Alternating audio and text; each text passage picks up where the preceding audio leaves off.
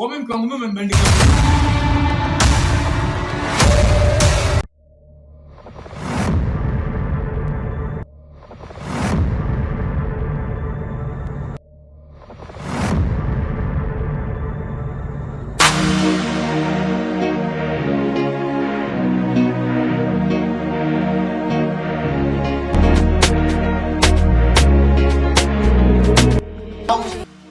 Kwa mimi mke wangu mimi mbandika kucha.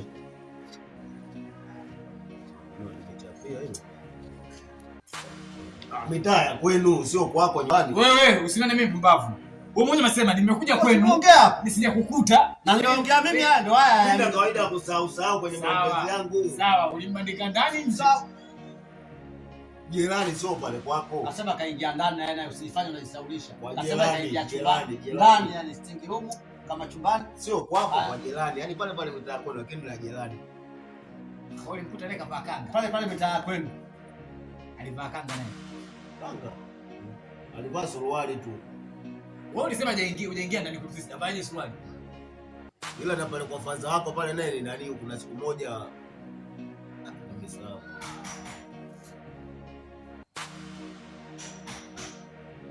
Faza anasema naye pia kwako naye kaja. Wewe mimi nimesema saa ngapi? Mbona unapenda kulisingizia? Ndio huyo anatuzoea. Sio tusomea fanyaje? Anatuzoea. Alafu mtoto wake huyo Hamisi ya moto ile kumwagia hivi. Hamna ishaisha huko. Mimi ningemwagia kao huyo. Ningemwagia. Hata sasa hivi mwagie. Angalia. Bado mtoto wa kiume.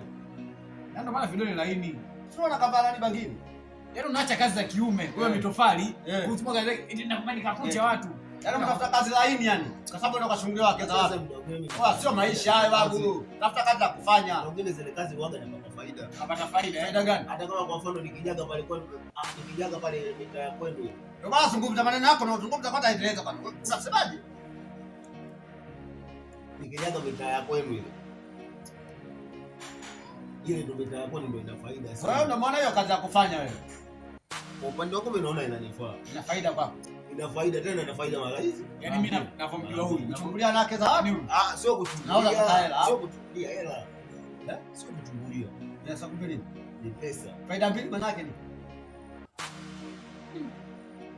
Mwisho ina faida mbili. Kwa hiyo ina faida kukaza wanawake za watu. Tukukaza. Yaani mchezo wako. Yaani umuli yote kashanitoa tayari.